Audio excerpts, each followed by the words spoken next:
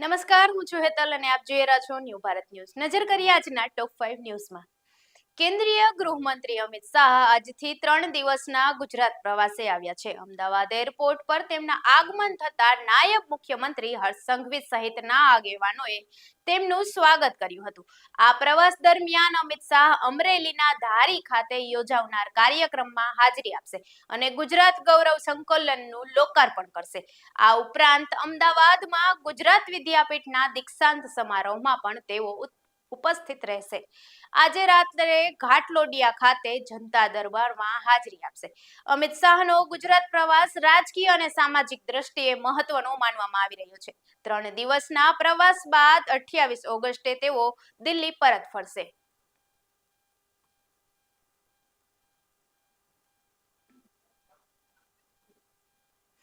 ગુજરાતમાં આ વર્ષે ચોમાસું નબળું રહેતા અનેક વિસ્તારોમાં વરસાદની ઘટ નોંધાઈ છે. સરકારી આંકડા મુજબ રાજ્યમાં અત્યાર સુધીમાં સરેરાશ 75.23% એટલે કે 27.35 ઇંચ વરસાદ નોંધાયો છે.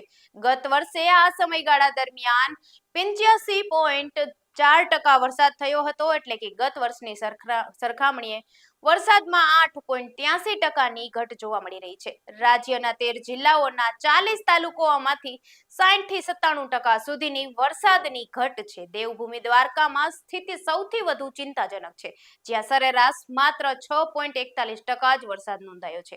કચ્છમાં પણ માત્ર 29.29% વરસાદ થતા જળસંકટની ચિંતા વધી છે. સૌરાષ્ટ્ર અને ઉત્તર ગુજરાતના અનેક વિસ્તારોમાં પણ વરસાદ ખેંચાતા ખેડૂતોની ચિંતા વધી છે.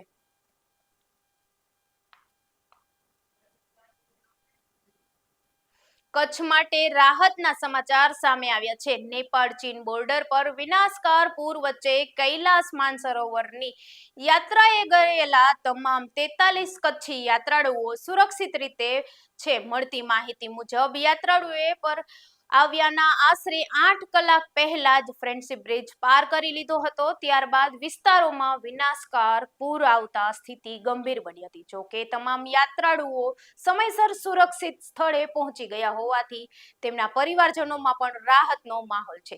કુદરતી આફત વચ્ચે યાત્રાળુઓ સુરક્ષિત હોવાના સમાચારથી કચ્છમાં પરિવારોની ચિંતા દૂર થઈ છે.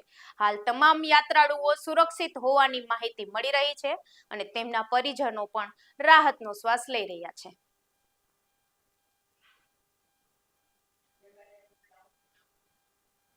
સુરતની બહેનો માટે રક્ષાબંધનના પર્વ પર મોટી ભેટ આપવામાં આવી છે. 28 ઓગસ્ટે રક્ષાબંધનના દિવસે સુરત મનપાની સિટી બસ અને બીઆરટીએસ સેવા સંપૂર્ણપણે મફત રહેશે. ભાઈને રાખડી બાંધવા માટે મુસાફરી કરતી બહેનોએ આ નિર્ણયથી મોટો લાભ મળશે. મહિલાઓની સાથે 15 વર્ષ સુધીના બાળકો પણ કોઈ પણ ભાડા વિના મુસાફરી કરી શકશે.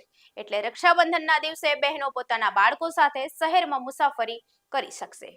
સુરત મનપાના આ નિર્ણયથી તહેવારના દિવસે મુસાફરી ખર્ચમાં રાહત મળશે. બહેનો માટે આ જાહેરાત રક્ષાબંધનની ખાસ ભેટ તરીકે જોવામાં આવી રહી છે, જેથી રક્ષાબંધનના દિવસે બહેનો અને તેમના બાળકો માટે જાહેર પરિવહન વધુ સરળ અને મફત બનશે.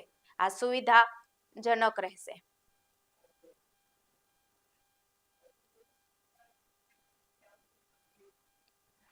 રાજકોટ ગ્રામ્ય એસઓજીએ જેતપુરના ખીરાસર ગામમાં દરોડા પાડીને બોગસ ડોક્ટરને ઝડપી પાડ્યો છે.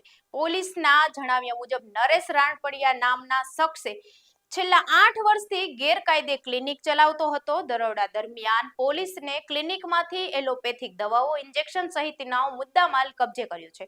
આરોપી દ્વારા કોઈ માન્ય તબીબી લાયકાત વિના લોકોની સારવાર કરવામાં આવતી હોવાની માહિતી સામે આવી છે. પોલીસે નરેશ રાણપડિયાની ધરપકડ કરીને સમગ્ર મામલે વધુ તપાસ શરૂ કરી છે. લાંબા સમયથી ગેરકાયદે રીતે ક્લિનિક ચલાવવામાં આવતું હોવાની સામે આવેલી આ માહિતીથી સ્થાનિક વિસ્તારોમાં પણ ચર્ચા જાગી છે. હવે પોલીસે આ મામલે અન્ય કોઈ વ્યક્તિની સંડોવણી છે કે નહીં તે દિશામાં પણ તપાસ શરૂ કરી છે. હાલના ટોપ 5 માં બસ આટલું જ. વધુ સમાચાર માટે જોડાયેલા રહો ન્યૂ ભારત ન્યૂઝ સાથે. નમસ્કાર.